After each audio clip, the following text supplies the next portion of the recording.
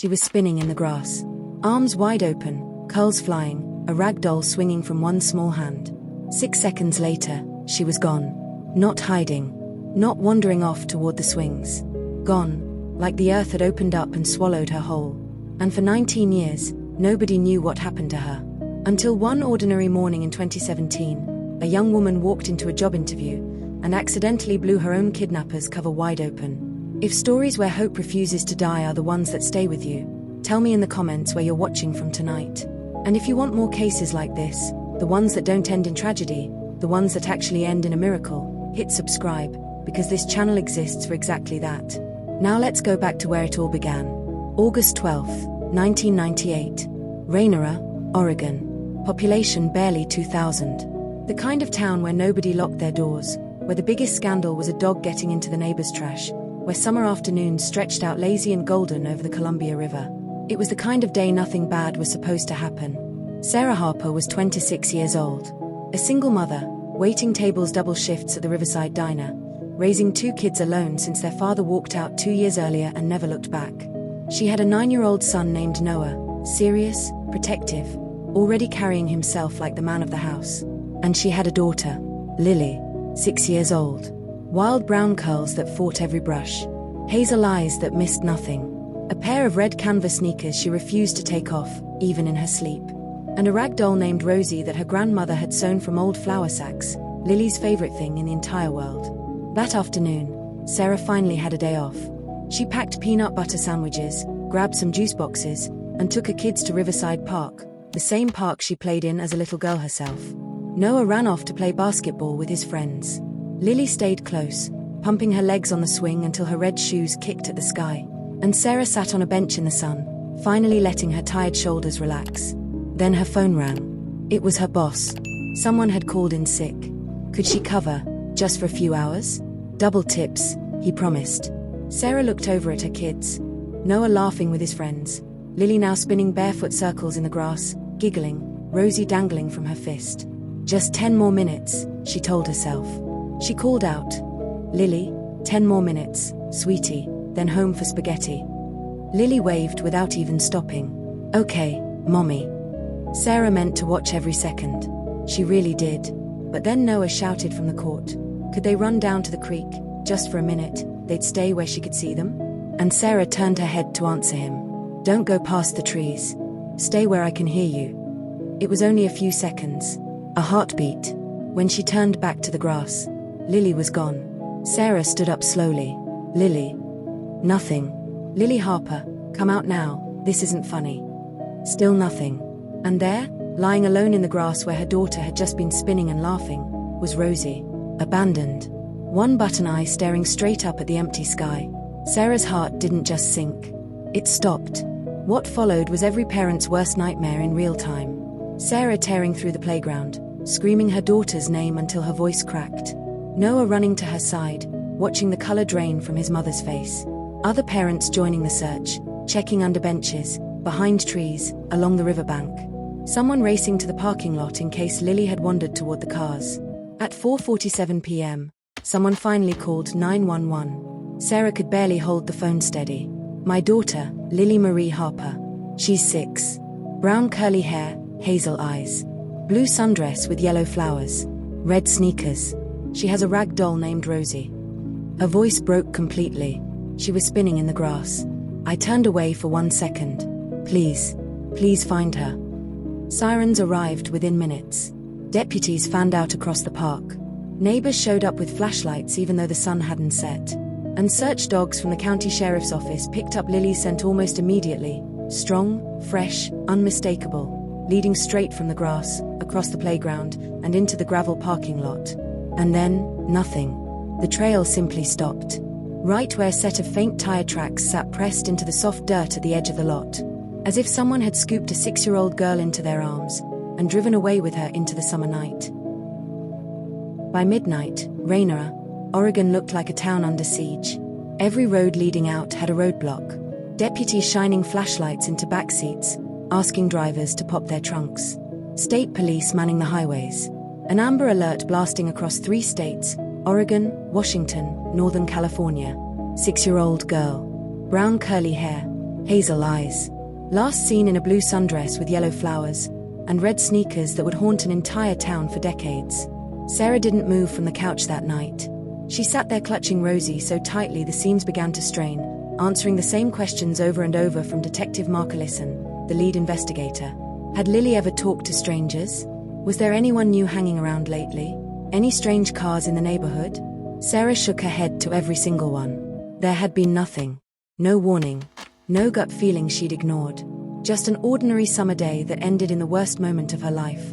On the stairs, 9-year-old Noah sat frozen in his basketball shorts, knees pulled to his chest, refusing to cry. When a victim advocate gently tried to talk to him, all he whispered was, "I should have stayed with her." At 3 a.m., they brought the search dogs back for another pass. Same result. Grass to playground to parking lot, and then the trail simply died. A handler noticed tire tracks in the gravel, wide set, like an older sedan. But rain the night before had softened everything. No tread pattern. No plate. No security cameras. This was 1998, remember, small-town Oregon didn't have cameras on every corner back then. By morning, the story had exploded. News trucks from Portland camped out on the Harper's front lawn. Lily's kindergarten photo, the gap-toothed grin, the wild curls, was on every channel in the state. And the tip line lit up like a switchboard on fire. A trucker on I-5 swore he saw a crying little girl in a dark green sedan near Longview. Troopers pulled over every green car on the interstate. Nothing. A gas station cashier in Kelso reported a nervous woman buying juice boxes and children's Tylenol, paying cash, alone. Detectives pulled the security tape. She looked nothing like anyone connected to the case. Another caller swore they'd seen a man carrying a child toward the river. Search teams dragged the shallows at dawn and pulled up nothing but an old bike tire and a rusted coffee can. Every single lead detonated into nothing. And every time, it felt like another punch straight to Sarah's stomach. Hope flaring up bright, then crushed all over again. But 300 miles south, in a quiet suburb outside Las Vegas, a woman named Marlene Brooks was pulling her beige Bic into her driveway. And in the passenger seat sat a 6-year-old girl, drowsy from cold medicine, her head resting against the window. Her wild brown curls had already been cut short and straightened flat. Her red sneakers were gone, thrown in a dumpster behind a truck stop somewhere in Northern California. Her blue sundress had been swapped for an oversized t-shirt Marlene kept in the trunk. For exactly this kind of emergency. Marlene looked over at the sleeping child and felt something she told herself was gratitude. 2 years earlier, Marlene had lost her own daughter, Emily. 5 years old, blonde, bright, killed instantly in a car wreck that had hollowed out every corner of Marlene's world. She'd been driving north that day on a whim, just trying to escape a house that still echoed with a little girl's laughter that would never come back. And then, at Riverside Park, she'd seen another little girl, spinning in the grass, curls flying, laughing like the whole world was hers. And something inside Marlene cracked wide open. When Sarah turned away to take that phone call, Marlene heard a voice, clear as a bell inside her own head. "This is your second chance." She didn't think. She didn't hesitate. She simply acted. Walked over, knelt down in the grass, and said softly, "Your mommy asked me to come get you. She's waiting in the car with a surprise." And a trusting 6-year-old girl took a stranger's hand. 19 hours later, Marlene carried the sleeping child into a guest room that had once belonged to Emily, and laid her down beneath a quilt stitched with faded sunflowers. The girl stirred. "I want my mommy," she mumbled. Marlene smoothed her newly darkened hair. "Sure, sweetheart. You've had a long day. You're safe now. I'm going to take care of you." She was already planning the girl's new name, her new birth certificate, her new life. And back in Rainier, Oregon, a mother was about to spend the next 19 years lighting candles on a birthday cake for a daughter she had no idea was still alive, 300 miles away, learning to forget the sound of her own name. Time doesn't heal a wound like this one. It just teaches you how to carry it without collapsing. In Rainier, the search teams went home eventually. The news trucks packed up and drove back to Portland. The posters on the telephone poles started to curl and fade in the rain. But for Sarah Harper, nothing ever really ended. She kept Lily's room exactly as it was. Bed made every morning, red sneakers lined up under the dresser, Rosie waiting on the pillow, one button eye now hanging on by a single thread from too many years of nobody hugging her. Sarah dusted the shelves, watered the little cactus Lily had named Mr. Prickles, whispered good night to an empty room every single night, just in case. Every March 17th, Lily's birthday, Sarah baked a vanilla cake with strawberry frosting. She added a candle every year. 7. Then 8. then 9. She sang alone in the kitchen while Noah was at school, blew out the candles herself, and made the same wish every single time. She never let herself cut more than one small slice. Noah grew up fast and quiet. By 13 he was already taller than his mother, broad-shouldered from weekend construction work, straight A grades, no friends ever brought home. He carried a guilt that never eased. If he hadn't asked to go to the creek, if he'd held his sister's hand a little tighter, none of this would have happened. He started mowing neighbors' lawns and sliding every dollar under his mother's bedroom door. At 18 he moved to Portland for a framing job, but he drove home almost every Sunday, fixing whatever was broken. The porch step, the leaky faucet, the silence that never quite went away. Sarah found a support group in Portland, other parents living inside the same impossible sentence. Once a month she made the hour-long drive to sit in a church basement with people who understood exactly what it meant to live beside not knowing. One woman there, Diane, had lost her son 15 years earlier. The not knowing is the worst part, she told Sarah one bad night. You learn to live beside it, but it never leaves. Sarah built a website, updated it constantly with new age progression photos. And some nights, late, she'd type messages straight to a daughter who might never read them. Lily, if you're out there, Mommy is still here. I never stopped looking. I love you bigger than the sky. 300 miles south, a little girl was growing up under a completely different name, in a house built entirely on somebody else's grief. Marlene homeschooled her at the kitchen table. No sleepovers, no playgrounds, no television news. The world is full of bad people, sweetheart, Marlene would say. I have to keep you safe. And Ava, because that's who she was now, Ava Lawson, believed her, because it was the only story she'd ever been given. She had no memories from before the age of 6. Just fragments. A long car ride. A kind woman promising ice cream. Marlene told her there had been a terrible accident, that her real parents were gone, and that Marlene had been sent to raise her. But there was a locked diary in Marlene's bedside drawer. And one afternoon when Ava was 12, with Marlene out at the grocery store, curiosity finally won. She picked the lock with a bobby pin she'd seen in a movie, and opened it to a random page. The handwriting was tight, careful, almost too calm. She smiled at me today the way Emily used to when I read her Goodnight Moon. God knew I couldn't live without that smile. He sent her back to me. I will protect her better this time. No one will ever take her away. Ava didn't understand all of it, but something in her stomach turned cold. She closed the book, slid it back exactly where she'd found it, and never told a soul. Around that same time, the dream started. Not every night, but often enough to scare her. The smell of river water. A boy's voice calling out, Lil, wake up.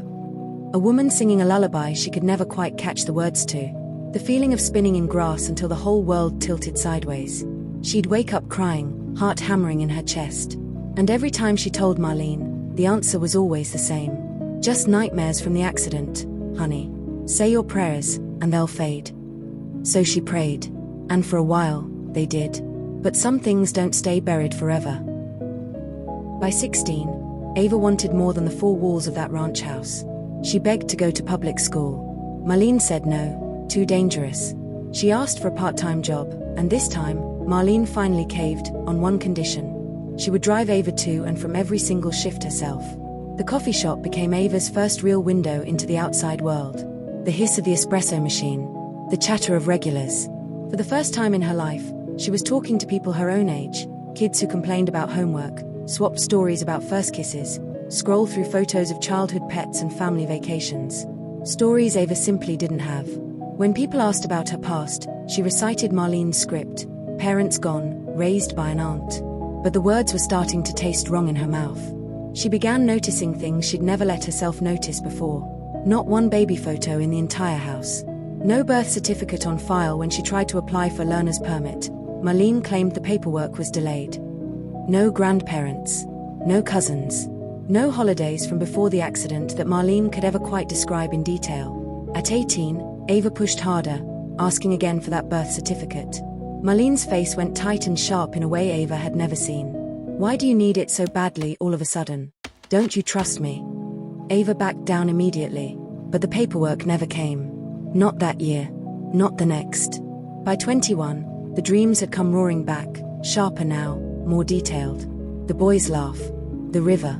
The exact feeling of red shoes on her feet. She started writing them down in a notebook hidden beneath her mattress. And some nights, When Marlene thought she was asleep, Ava heard crying through the wall, and a name that wasn't hers. Emily. By 22, cracks were spreading everywhere. Co-workers at the shop had become real friends now, Jenna, Marcus, and their ordinary childhood stories kept landing like small, quiet blows. Losing a first tooth. Riding a bike with training wheels in a driveway full of family. Ava had nothing to offer back. Just the same blank, rehearsed non-answer. I don't remember much. There was an accident. Then, one slow afternoon at the shop, Jenna pulled up an old website on her phone from a school project years earlier. Look at this, she said. So sad. This girl disappeared from Oregon back in 1998. Never found. Ava glanced at the screen and froze. The age-progressed photo staring back at her had hazel eyes. A slight crook in the smile. Brown curls that looked exactly like her own on the days she didn't straighten them. Wow. Ava laughed it off, voice tight. She kind of looks like me. Lots of people have doppelgangers, Jenna shrugged. Ava nodded. But the image stayed burned behind her eyes for the rest of the shift. That night, alone on the shop's computer, she typed the name into the search bar. Lily Harper. Article after article loaded. 6-year-old girl vanishes from park. Mother turns away for seconds. Trail ends at parking lot. No ransom. No body. No suspects. Photos of a little girl on a swing, curls wild. A little girl holding a rag doll. A close-up of small red sneakers, logged as evidence. Her hands were shaking on the mouse. She cleared the browser history 3 times that night and went home feeling physically sick. For weeks she tried to talk herself out of it. Coincidence. Plenty of kids have curly brown hair. Plenty of missing children are never found. But the dreams only sharpened. The smell of river water, a boy shouting "Lil, don't go too far." A woman's voice on a phone promising, "I'll be there by 5. Spinning in the grass. Someone calling a name that wasn't Ava. One Saturday, with Marlene safely out at her bridge club, Ava crept into the garage. She remembered, years ago, watching Marlene carry a heavy box up into the attic and never bring it back down. The attic ladder was locked, but Marlene's spare key hung on a hook, mislabeled garden shed. It fit perfectly. The attic was hot, dusty, crowded with old decorations. And in the far corner, tucked beneath a faded quilt, sat a locked metal box the size of a showbox. Ava's fingers trembled as she carried it downstairs. Back in her room, the same bobby pin trick that had worked on the diary years ago popped the lid open in seconds. Inside, a stack of carefully folded, yellowed newspaper clippings. And at the very bottom of the box, sealed inside a small plastic bag, one single red child sneaker, faded almost white. Ava picked it up with shaking fingers. It was tiny, a child's size 10, exactly what a 6-year-old would have worn. And that's when she understood, she wasn't looking at someone else's tragedy anymore. She was holding the evidence of her own. She read every single article twice. The park, the phone call, the spinning in the grass, the trail that ended cold in a gravel parking lot. Every detail lined up perfectly with fragments from her own dreams. Dreams she'd been told for years were nothing but leftover trauma from a car accident that, she now realized, had never actually happened to her. Ava looked up. Across the room, on the wall, hung a small mirror. And the woman staring back at her could have stepped straight out of that age-progressed photo. It wasn't a coincidence. It was her. She was Lily Harper. The woman she had called Mom for 19 years. The woman who tucked her in, who baked her cupcakes, who prayed over her nightmares, had taken her. Stolen her from a park in Oregon when she was 6 years old. Lied to her, every single day, for 19 straight years. Kept her boxed inside a life built entirely on someone else's grief. Ava sat on the floor with the clippings scattered around her, silent tears sliding down her face. Rage and terror fought for space in her chest at the exact same time. Part of her wanted to march straight into Marlene's room the second she got home and scream, "Why? How could you?" But another part, the part that had spent 19 years being trained to obey, to trust, to fear the outside world, was terrified. Marlene was the only family she had ever known. And Marlene was apparently capable of stealing a child. What else was she capable of, if she found out Ava knew? So Ava did something that must have taken every ounce of willpower she had. She put everything back exactly the way she found it. Relocked the box. Returned it to the attic like nothing had happened. And she started planning, quietly, patiently, in complete secret. She needed proof no one could argue with. And more than that, she needed a way out that Marlene couldn't block. Over the following weeks, Ava saved every single dollar from her tip jar. She opened a bank account online during slow shifts at the shop. She researched jobs, real corporate jobs, that required full background checks. Jobs where a fake social security number and a conveniently delayed birth certificate would finally, unavoidably, fail. She found the perfect one. An assistant manager position at the corporate level of the same coffee chain. Good salary. Real benefits. A background screening thorough enough to break through 19 years of lies. She applied. And she waited. On a bright spring morning in 2017, Ava Lawson walked into an employment center in downtown Las Vegas, a thin folder of forged documents clutched in her hand, knowing exactly, precisely, what was about to happen the moment someone typed her name into a system. She was ready to blow the lie wide open. The HR representative's name was Carla. Kind, professional, completely unaware she was about to unravel a 19-year-old kidnapping. She took Ava's social security card, the delayed birth certificate, the thin homemade resume listing nothing but a coffee shop and homeschooling. She typed it all in. At first, nothing. Just the soft click of keys. Then her brow furrowed. She typed again, slower this time, leaning in toward the screen. "Hold on 1 second," she said, with an apologetic smile. "The system's flagging something. I need to run a deeper check." Ava nodded, her throat completely dry. "Take your time." Carla disappeared into a back office. Ava sat under the fluorescent lights, counting the minutes. 5, 10, 20. People came and went around her, some celebrating new jobs, some walking out defeated. Ava felt like she was watching someone else's life happen from somewhere just outside her own body. Finally, Carla came back. This time with a man in a polo shirt embroidered with the center's logo, his expression carefully neutral. "Miss Lawson," he said quietly, "there's an irregularity with your social security number. It's linked to an identity issued under unusual circumstances, and there's a federal restriction flag on the file. We can't proceed with this application. Law enforcement is going to need to get involved to clear this up." Ava's heart pounded against her ribs, but her voice came out steady. "I understand." Within minutes, 2 plainclothes detectives from Las Vegas Metro walked through the door. Detective Elena Ramirez and Detective Mark Shaw. Calm, careful, watching every flicker of her reaction. They asked her to come to the station for private conversation. She agreed without a second's hesitation. In an interview room with soft chairs and bottled water, no handcuffs, nothing hostile, they started gently. "We ran the information you gave us," Ramirez told her. "The social security number was real, issued back in 2002, to a child with no prior records anywhere. The birth certificate doesn't match any state database, and there's a hit in a restricted missing person system." Ava took a breath that felt like it came from somewhere deep underground. "I think I know why," she said. And then she told them everything. The recurring dreams. The missing childhood memories. The diary entry she'd read as a 12-year-old. The locked box in the attic. The newspaper clippings. The single red sneaker. She described finding the story of a missing girl named Lily Harper, the park, the phone call, the vanishing, and how the age-progressed photograph online looked exactly like her own reflection. She told them about the isolation, the forged documents, the refusal, year after year, to produce a real birth certificate. The way Marlene sometimes called her Emily in her sleep. When she finished, the room went completely silent. Detective Ramirez leaned forward. "This is a very serious claim, but we're taking it seriously. With your permission, we'd like to take your fingerprints and a DNA swab. If you were ever entered into a missing children's database, we'll know very quickly." Ava didn't hesitate. "Do it." It was fast. Digital fingerprints.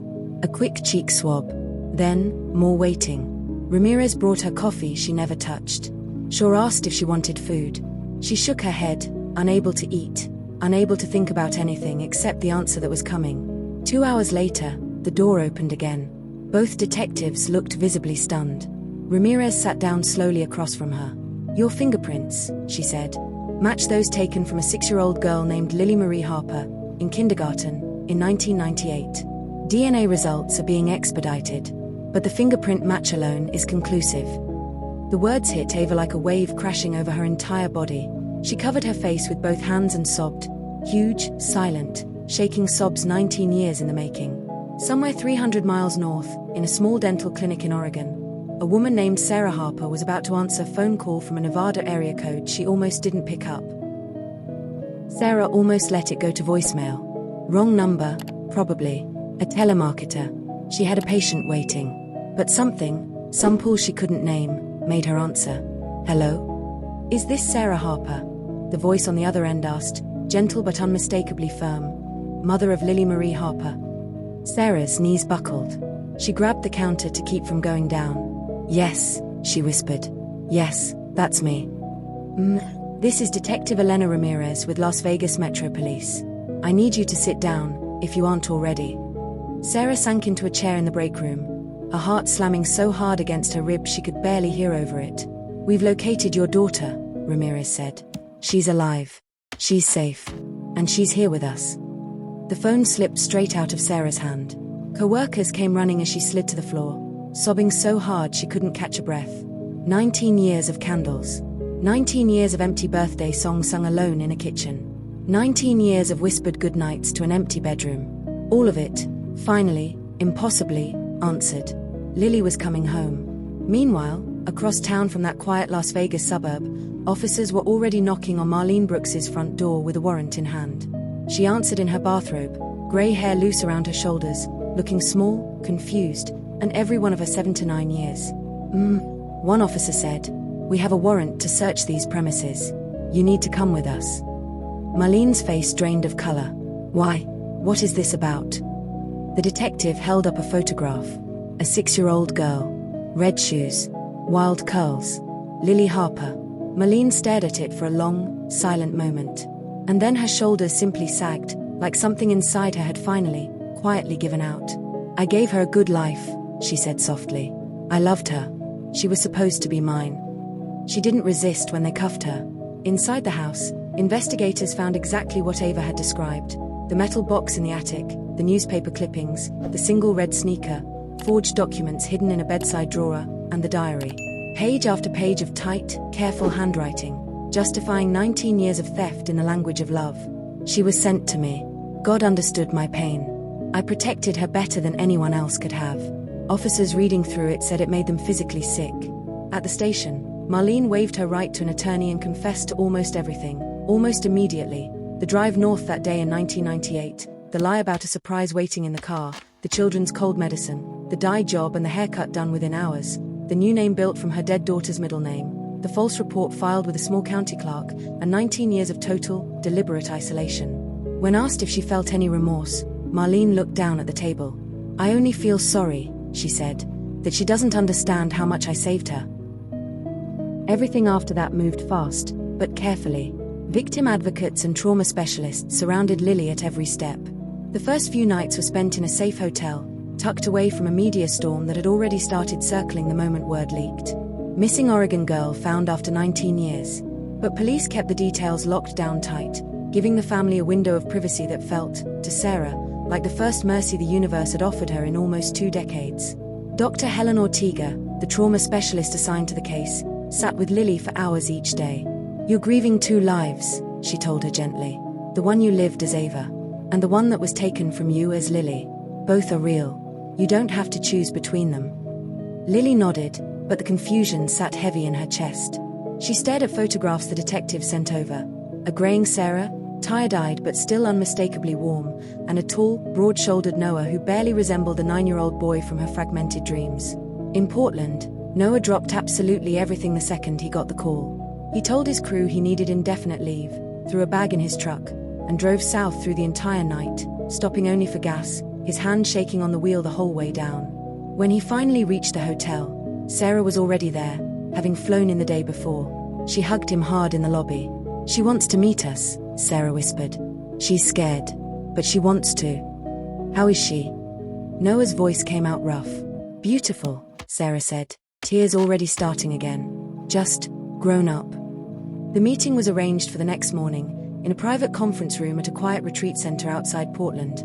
No media, no distractions, no eyes but their own. Sarah barely slept that night.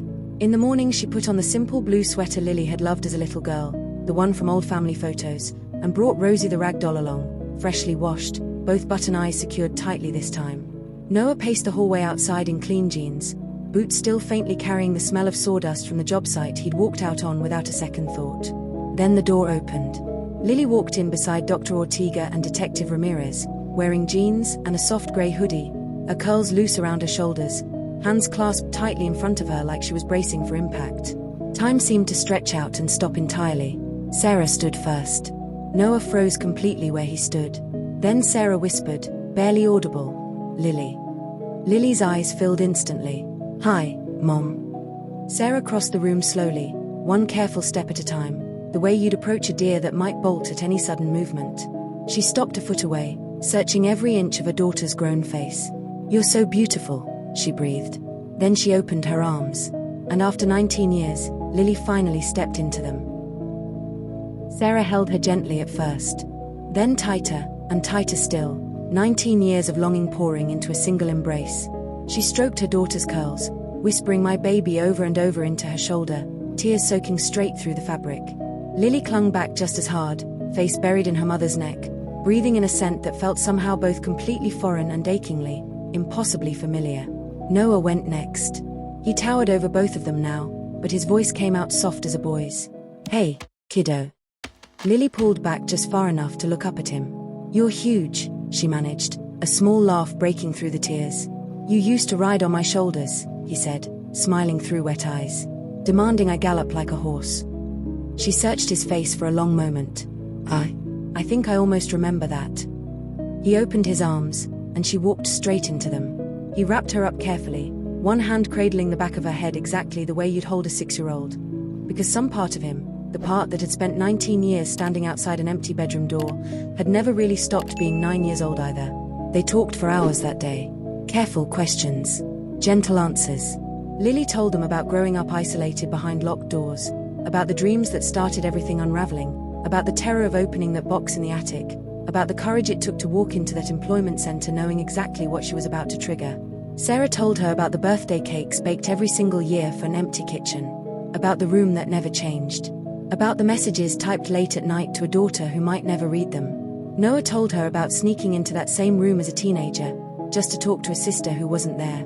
Lily asked to see Marlene one final time. It was arranged at the jail, a glass partition, guards standing close. Marlene looked frail now, smaller than Lily remembered her ever being. "I only wanted to give you a good life," Marlene said, voice trembling. Lily's answer came out steady, without a single crack in it. "You stole my life. You don't get to call that love." She left without another word, and never looked back. 2 days later, Lily made a decision that surprised even herself. "I want to see the house," she told Sarah. "I want to come home." They drove to Rainier together, Sarah's hand shaking around the car key the entire way. Inside, the house smelled of lemon polish and 19 years of preserved memory. Lily walked slowly through the living room, fingers trailing over the porch swing visible through the window, the old photographs lining the mantel. Then Sarah led her down the hallway and opened a bedroom door that hadn't changed in nearly 2 decades. Everything was exactly there. The comforter, the cactus, Rosie propped on the pillow, the red sneakers, waiting patiently beneath the dresser, right where a 6-year-old had left them the last morning she was ever truly a child. Lily stepped inside, picked up the shoes, turned them over slowly in her hands, and knelt down to touch the worn-out toes. Then she sat on the edge of the bed, Rosie pulled into her lap, and cried, not the wrenching sobs of shock this time, but something quieter, something closer to recognition. "This feels right," she said finally, looking up at her mother and brother standing in the doorway. "Like I'm finally where I'm supposed to be." Marlene's trial came faster than anyone expected. She pleaded guilty to kidnapping and identity fraud, sparing Lily the ordeal of testifying in open court. But Lily chose to attend the sentencing anyway. When given the chance to speak, she walked to the podium and looked her kidnapper directly in the eye. "You didn't protect me," she said. "You imprisoned me.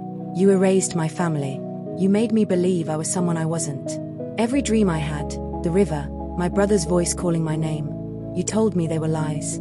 You stole 19 years I can never get back." Her voice shook, but she never stopped. "I pity you. You lost a daughter and turned your grief into a crime. But I am not your replacement. I never was." The judge sentenced Marlene Brooks to 25 years, with parole eligibility at 15 given her age. As she was led out of the courtroom, she looked back once. Lily met her eyes without flinching. Healing, it turns out, doesn't arrive all at once. There's no single moment where everything suddenly feels normal again. For Lily, it came in small steps, quiet setbacks, and years of therapy twice a week. She kept the name Ava for legal purposes and everyday life. Lily felt like a childhood nickname that belonged to someone else now, but she let her family call her Lily whenever they needed to, and she never once corrected them. In therapy, she worked through the anger at Marlene, the anger at herself for believing the lies for so long, the grief for a mother she couldn't fully remember, for a childhood that existed only in old photographs. It's complicated grief, Dr. Ortega told her once. You lost Marlene too, in a way. You're allowed to mourn both lives. Sarah struggled in her own way. She dreamed of this reunion for 19 years, imagining everything simply snapping back into place the moment Lily walked through the door. But the young woman who came home was, in so many real ways, a stranger, her own quiet humor, taste shaped by someone else's kitchen. Habits Sarah didn't recognize. Sarah learned to give her space, learned to listen more than she talked. Noah, as always, became the easiest bridge, showing up with takeout, fixing things nobody asked him to fix, taking Lily fishing on the same stretch of the Columbia River where he used to go as a boy just to talk out loud to a sister who couldn't hear him. Eventually, Sarah sold the little blue house, not to let go, but because Lily asked her to. It's a museum, Lily told her gently. I want us to make new memories, not live inside old ones. They bought a place together outside Portland instead. Noah married his longtime girlfriend, Kayla, and Lily stood beside her mother at the wedding in a dress the color of river water. In 2023, Lily met a high school history teacher named Daniel at a bookstore signing for children's book she'd illustrated. He knew her story, he'd followed the case years earlier, but he never once treated her like a headline. They talked for an hour among the shelves. Coffee turned into dinners, turned into quiet evenings that turned into something real. When she told him she might never remember everything from before, he simply said, "Then we'll make new memories big enough to fill the spaces." They married in 2025, in the garden, at sunset. Sarah walked her down the aisle. Noah stood as best man.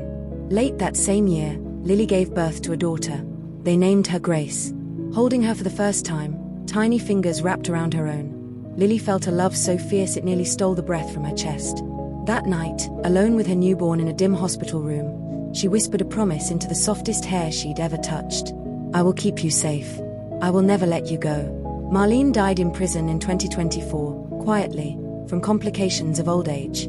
Lily felt a complicated ache when she got the call. Grief for the woman who had shaped so much of her life, anger that never fully disappeared, and finally, something close to peace. She didn't attend any service. She planted a lavender bush in her garden instead. Today, Lily still speaks occasionally to support groups, but her message has shifted over the years. It's less about survival now, and more about living. Some stories don't get tidy endings, she tells them. Some wounds leave scars, but scars mean you healed. They mean you kept going. She always ends the same way. Hold on to hope. It's not naive. It's brave. And sometimes, against every single odd, it brings you home. Grace is learning to walk now, toddling across the grass in tiny red sneakers Sarah found at a thrift store and simply couldn't resist. Lily watches from the porch, Daniel's arm around her shoulders, Sarah laughing as her granddaughter tumbles into the flower beds. The river glimmers somewhere in the distance.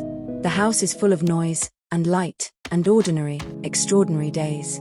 19 years were stolen from her. But every year that came after, she claimed fiercely, and completely, and made entirely her own.